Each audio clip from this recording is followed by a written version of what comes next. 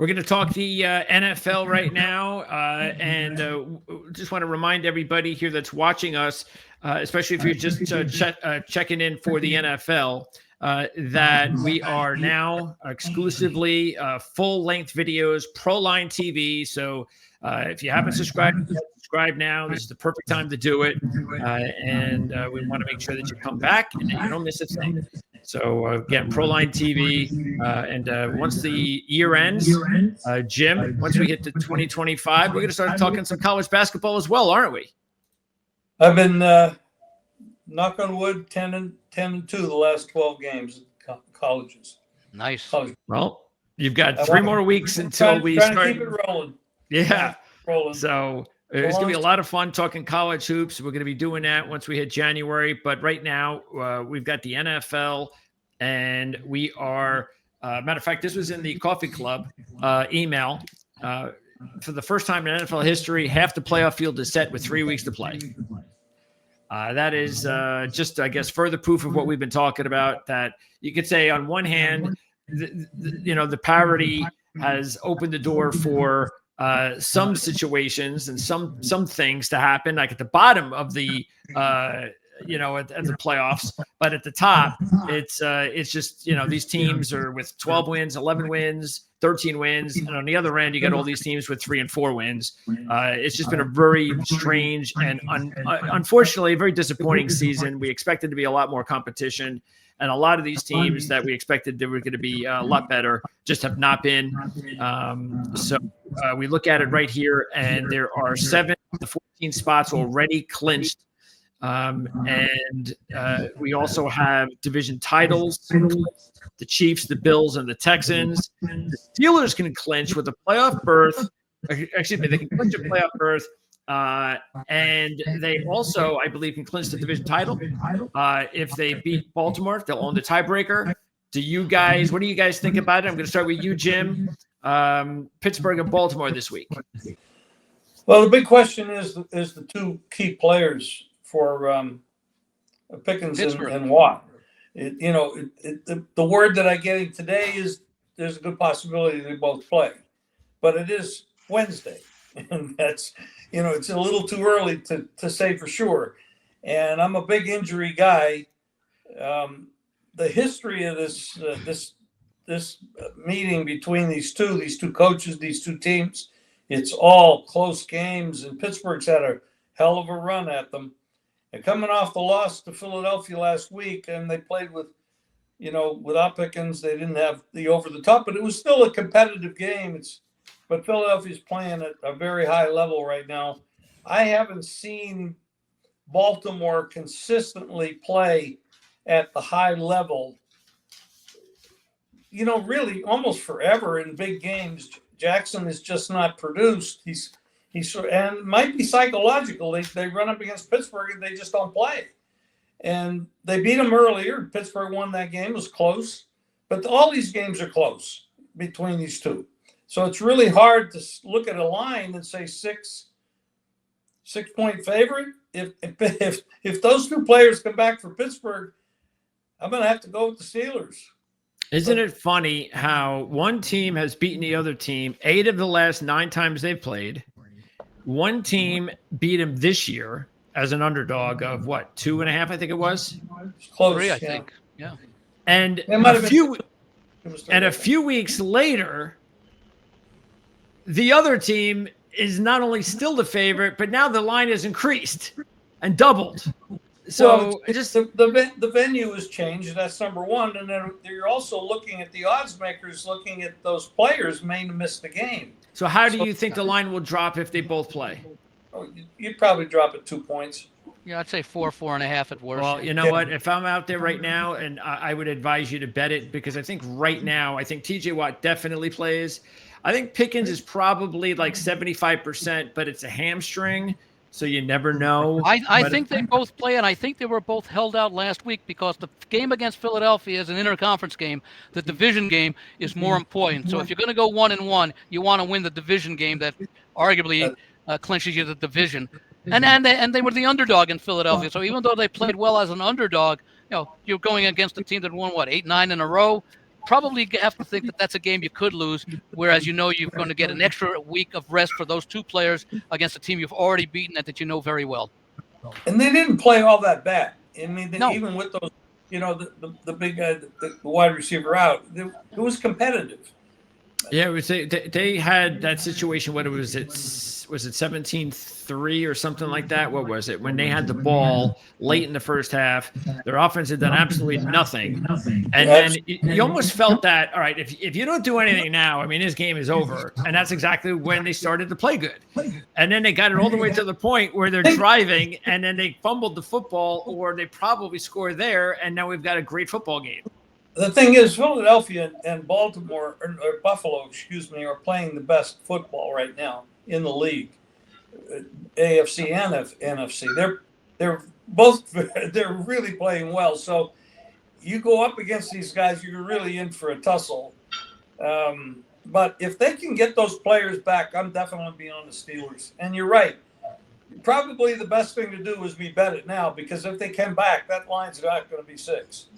And also, I think that Pittsburgh definitely proved that you've got the recipe to beat the Eagles. Not saying that every team has it, the talent, but you have to eliminate Barkley. If you can eliminate Barkley, and you've got the talent to eliminate him, like the Steelers did, you got a shot.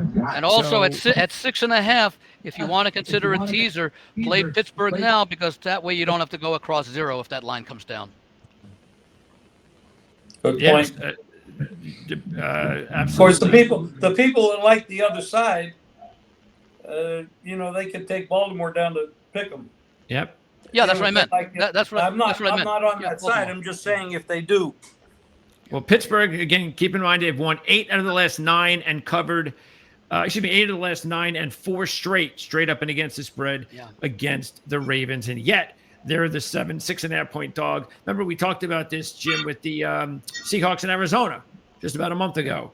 One team dominates the other team in the series recently. The other team's the favorite, and who won? So here we go again. We're going to see what happens. And keep in mind the difference, for example, between the Seattle example, which is very true. Here you've got coaches who have played about 35 games against one another. So obviously we're seeing you have to make the assumption or draw the conclusion that Tomlin just has no reason to outcoach Harbaugh. Yeah. Who's a great coach as well, and a Super Bowl winner. And because you can check out the two. We're going to have the edited interviews that I did with both our insider from the Ravens and the Steelers. And our Ravens insider said, the Steelers are in their heads. There's just no question about it. It's a psychological thing right now, and the Steelers have their number. So we'll see.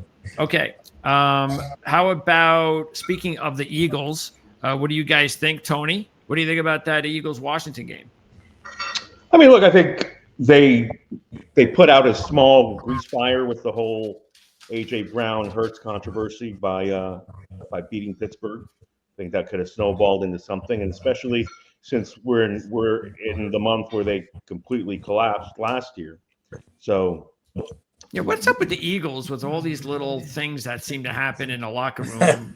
That it's like, where are these things coming from? And like you said, what if they lost a football game? Would that have been another springboard to what happened last year? Absolutely. It's usually a wide receiver diva type, that starts all this stuff. Yeah. Yep. And Brandon Graham, who's out for the season, kind of put all their business out there. And he apologized for it, but I think he did it for them to squash it or try to. I think that was contrived. But yeah, certainly Hurts has had beef with now A.J. Brown and Sirianni. And, he's the key to it all in Philly. So, but yeah, definitely a big to survive Pittsburgh. I think they're a better team than Washington, obviously. What's the number there now? I think it was 3.5. Let me look. I think they're both available now. Yeah, 3.5. 3.5. Yeah. I mean, it's a game that I probably won't touch. I think that there's probably other opportunities. Same thing with the Steelers and Ravens. I didn't give my opinion because I would want to back Baltimore, but I would want to do it without Watt involved. Watt's involved. It's entirely too many points. But in this instance, I think, the Rookie of the Year talk, I think, is now expanded to it being Daniels or Nicks. but certainly I don't think Daniels has slowed down any. He's still making No. good plays. Nix might have played himself out of that last with 3 Well, the interceptions. 3 pick, yeah. Yeah, that's true. But I mean, look, I think Daniels can get this done. They're at home. This is a very interesting game. I want no part of. I think maybe Philly wins by a field goal late, and Washington covers. Andy? I like Philadelphia in this game quite a bit. Who's Washington beat this year? Their best win was against a team that's 7-7. The Washington wins have come against teams that are combined 35-82 straight up against the rest of the NFL, meaning that other than games against Washington, which they lost, the opposition is 35-82 in the games that Washington has won. This is a Philadelphia team that I think has been on a mission all year, and they've shown it for the most part. Remember, you talked about the collapse last year, 10-1 to a 1-5 finish, internal issues, and an early first-round exit in the playoffs against Tampa Bay. Philadelphia, we know about Barkley, and I think he's going to be okay to play. But even without him, the entire rushing attack, of which Barkley's been a part all season, they've actually been better in their last 7 games than in their first 7 games. I believe they were averaging about 166 yards rushing per game, or 162 yards rushing per game in the first 7 games. Now it's over 200 yards in their last 7 games, and that's going to be an issue because it's going to wear down the Washington defense. At the same time, aside from the quality or lack of quality of Washington's wins, they've not been the same team over the last 7 games that they were over the first 7 games. Daniels seems to have slowed down a little bit. He's still having a rookie of the year type season.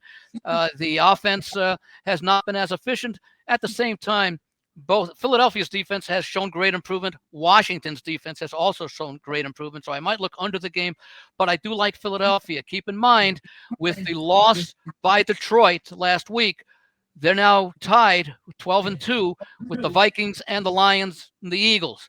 Now, Detroit still has the advantage because one of their 2 losses was against Buffalo in the AFC. Minnesota and Philadelphia's losses both were in the NFC. Minnesota's, of course, was Detroit, and Philadelphia lost to Tampa Bay and Atlanta. Now, we know that Minnesota and Detroit are going to play each other at the end of the season, so one of those teams will win. And the Eagles likely will win out if they win this game because they've got the Giants and the Cowboys up to finish the season. So this is their last tough one. Yeah, they'll be rooting for Minnesota in that game because they would own the tiebreaker against Minnesota. They would not own it against Detroit. So that's just a secondary thing here. But Philadelphia, I think, now has another reason to go out and not take any chances because they've been waiting all season for a chance to catch Detroit. They finally caught them. Yeah, if they win this game, they're probably going to get the number 1 seed. This running game by Philadelphia, if you can't stop the run, they wear you out. In the second half, they are just devastating. They're so physical, and quite frankly, Hurts threw the ball pretty well last week. I mean, he came out much more aggressively throwing, and they jumped on Pittsburgh and Washington. Andy said it. Philadelphia's a better team. Normally, I like to play home underdogs, especially in division, especially when the talent is reasonable. But boy, this is hard. Philadelphia is not going to let up here.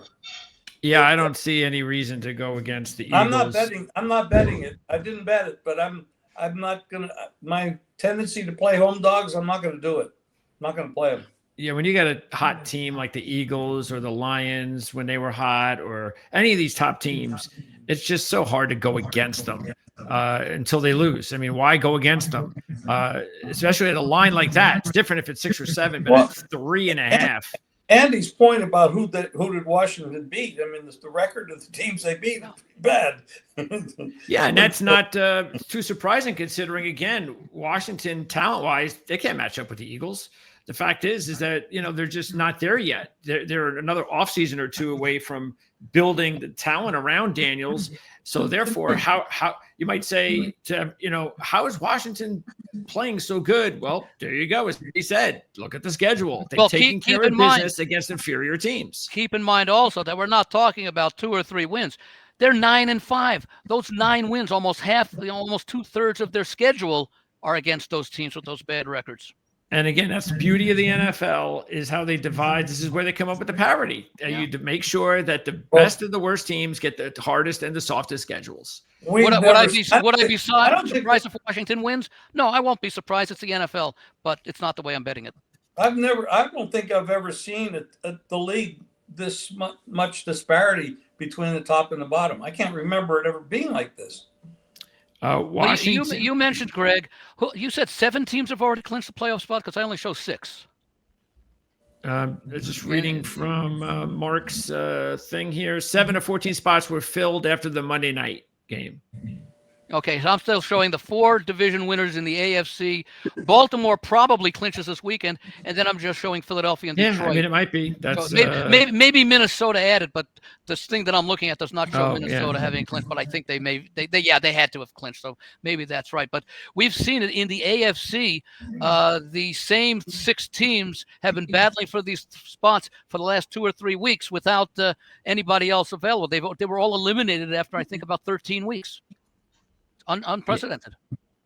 Is there going to be any? Does anybody know? Before we move on, is there anybody any games that are going to be affected by weather for sure?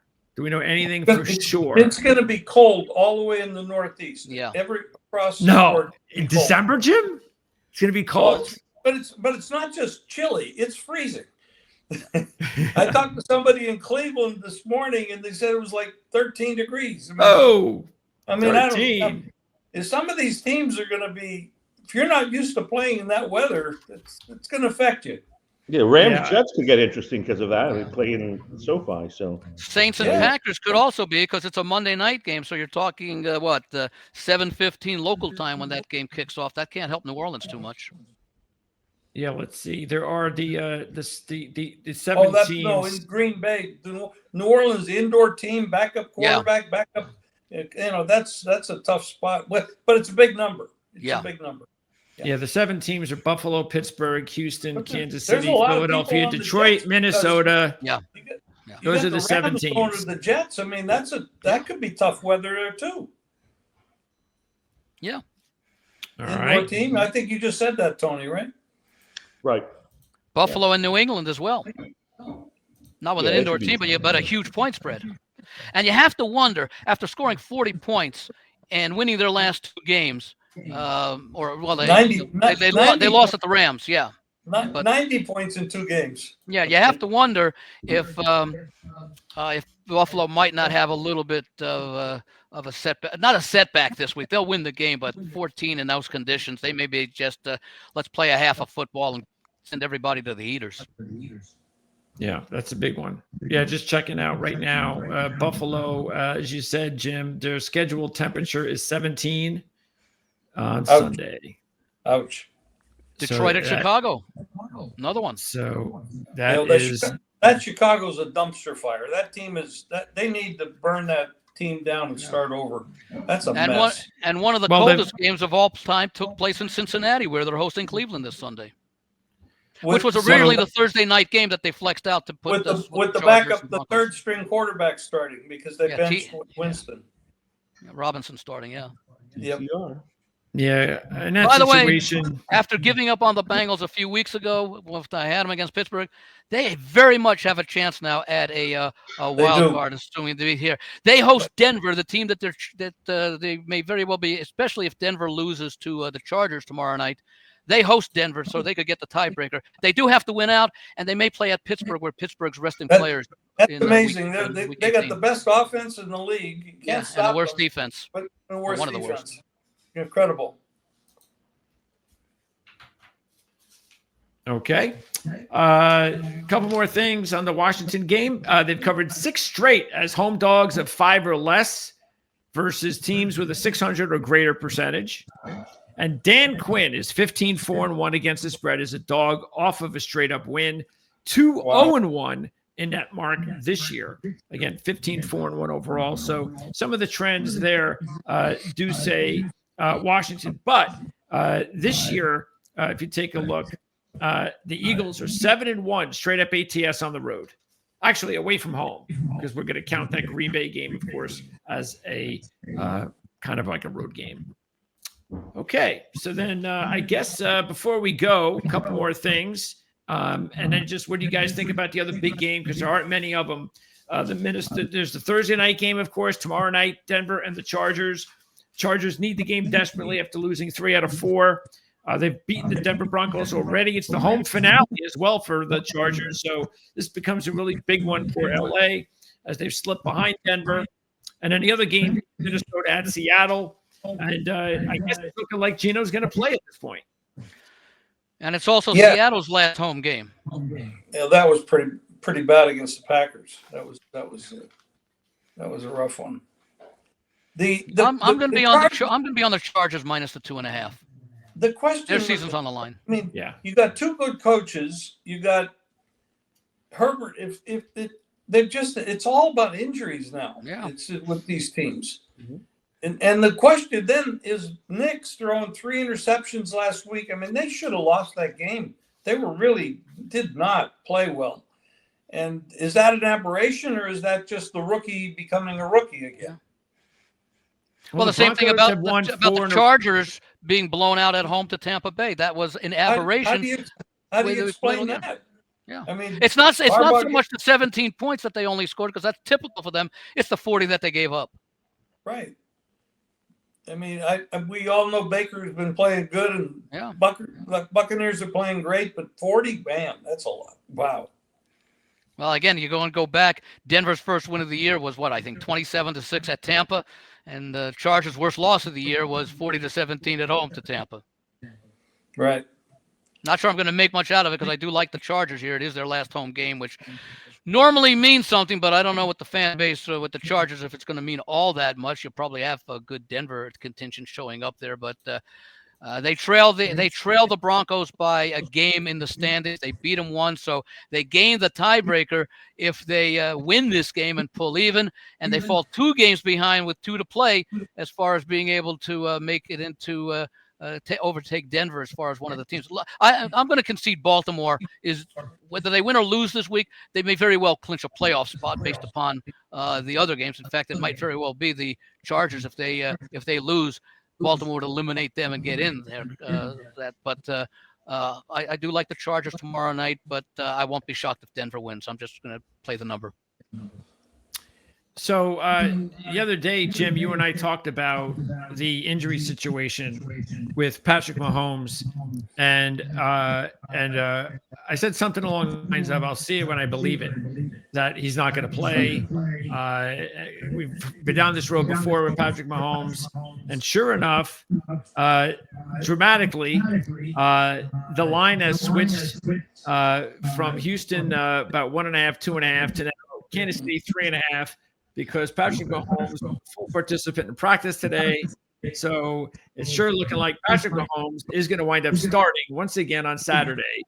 Well, it's been a 7-point move. I mean, actually, Houston was a 3-point favorite when they thought Wentz was going to go, and now it's 3.5 the other side. I mean, I'm shocked that he's got a high ankle sprain that he's able to get out there. It's not a high ankle sprain. That's why. It's an ankle injury, but it's not a high ankle sprain. So, yeah, it was reported differently. This is Patrick Mahomes, man, and he's got some tough ankles, I guess. He's a tough young man. That's for sure. So if you didn't take him a couple days ago, you missed the boat. Because the Chiefs are now the favorite over Houston. What's interesting in this game is that you have to assume Buffalo's going to win out with their 2 games against New England and their game against the Jets. That would put them at 14-3. The Chiefs are 13-1 right now, and we don't know. But they do have a 2-game edge over Buffalo. It's actually a 1-game edge, because if they end up tied, Buffalo's got the tiebreaker. So I don't know. Kansas City can afford 1 loss, and I would maybe hold Mahomes out of this game, even though the next 2 games are against division opponents. I think they play Denver and I guess they play the Raiders at the end of the season here in Allegiant. So this is not a must-win game for Kansas City, but if they lose and Buffalo wins, which is likely, then the last two games become must-wins as far as the number one seed. So they have a game they can afford to lose, and if it means giving Mahomes a week of rest so that he's healthy going into the playoffs, I might consider that, or certainly pull him early if they get a big lead. All right, so we are going to conclude our show. Well, they got Pacheco back, and they say Hollywood Brown is going to be on the field this week. Yeah. So I mean that's a little bit of help. I mean, they're going to have to go with some quick dump off passes. Mahomes cannot possibly be mobile, so they're going to have to run the ball more, short passes, not try to give him too much time to go down the field. So I mean, it's they might have a little bit different game plan than what you normally would see from them.